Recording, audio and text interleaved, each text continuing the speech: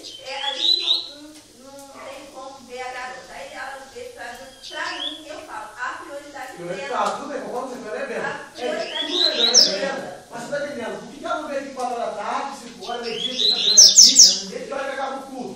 Porque ela vem que é isso aqui. Vem, agora não é fazer isso, ficar rindo. Não, isso aí não, tô falando, isso aí não, Mas ela não tô chegando nesse não, ponto.